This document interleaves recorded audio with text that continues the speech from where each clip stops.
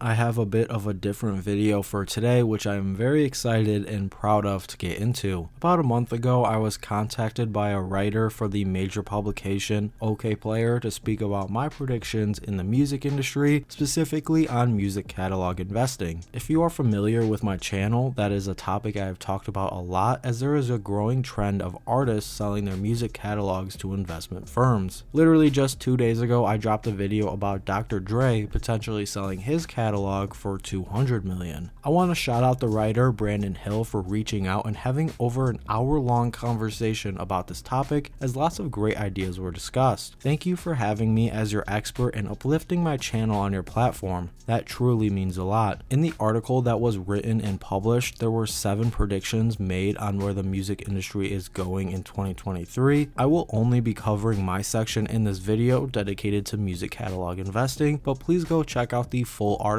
as there are some great topics discussed like live music, do-it-yourself artists, Web3, and artist working conditions. The link will be in the description below. As for my music catalog investing predictions in 2023, our conversation started with talking about the current uptick we saw these past 2 years, with artists like Future, Justin Timberlake, Bruce Springsteen, and more selling their publishing rights for high valuations. A great fact to point out was in 2021, over $5 billion was spent on music catalog acquisitions. The reason behind this upward trend can be a few factors. One, music catalogs are seen as recession proof. If you think back to the world event from 3 years ago now, what did not stop? People listening to music. Investment firms buying into music catalogs are setting themselves up to make money in all climates of the world, which is a great way to diversify their portfolios long term. 2, the catalogs being purchased provide high replay value that will continue to generate revenue in the long term. If we look at the artists who have sold like Future or Bruce Springsteen, even though they make way different music than one another, both catalogs have extremely high sales that will continue over time. And 3, artists are receiving all-time high valuations from these firms, which make it difficult to say no. Future sold his catalog for around $75 million,